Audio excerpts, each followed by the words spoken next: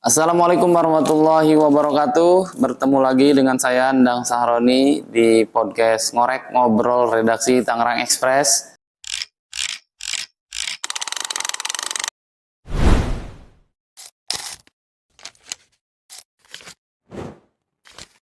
Hari ini saya akan menyampaikan bahwa sampai hari ini di era yang terbuka ini masih banyak masyarakat yang tertipu dalam tanda kutip modus perjalanan ibadah haji. Ada puluhan, sekitar 80-an calon jemaah haji yang terpaksa digagalkan keberangkatannya oleh tim gabungan dari Polresta Bandara Soekarno-Hatta dan Kantor Imigrasi Bandara Suta karena mereka disinyalir termasuk dalam rombongan haji ilegal. Hari ini tema itu diangkat oleh Tangerang Express edisi Selasa 19 Mei 2026. Headline-nya kita beri judul rela bayar 250 juta, puluhan calon jemaah haji gagal berangkat ke Tanah Suci.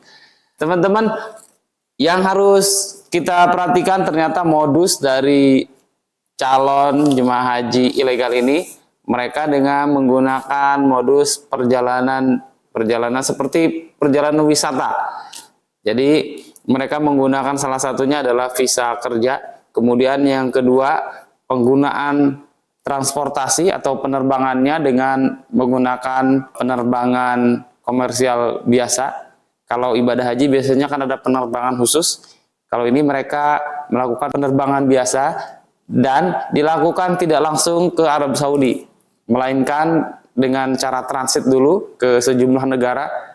Umumnya adalah mereka dari Bandara Soekarno-Hatta melakukan penerbangan dengan tujuan Bandara Changi, Malaysia, atau di Kuala Lumpur, Malaysia, atau bahkan ada yang ke Korea. Nah, setelah itu baru kemudian akan mereka melakukan penerbangan ke wilayah Timur Tengah atau langsung ke Arab Saudi. Dan ada juga modusnya bahwa pada saat di Bandara Soekarno-Hatta itu mereka tidak memegang visa Arab Saudi, karena kita tahu bahwa negara seperti Malaysia, kemudian juga Singapura, itu kan bebas visa. Maka mereka mengurus visanya adalah ketika di Malaysia atau di Singapura untuk bisa mendapatkan visa Arab Saudi. Dan visa yang diminta adalah biasanya visa kerja atau visa bermukim. Dan ini dijelaskan oleh Kasat Reskrim Polresta Bandara Soekarno-Hatta, yaitu Komisaris Polisi Yandri Mono. Beliau memaparkan tentang modus operandi dari haji ilegal ini.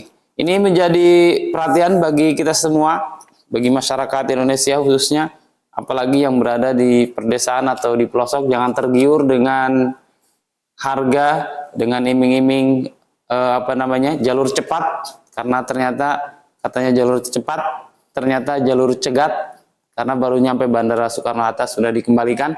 Oleh karena itu, teman-teman, untuk lebih jelasnya silakan baca di Tangerang Express edisi hari ini Selasa 19 Mei 2026. Dan selain itu juga silakan ikuti terus perkembangan isu terupdate di kanal berita www.tangerangexpress.display.id dan bantenexpress.co.id.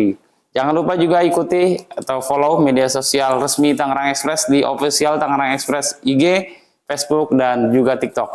Terima kasih. Sampai jumpa di podcast berikutnya. Wassalamualaikum warahmatullahi wabarakatuh.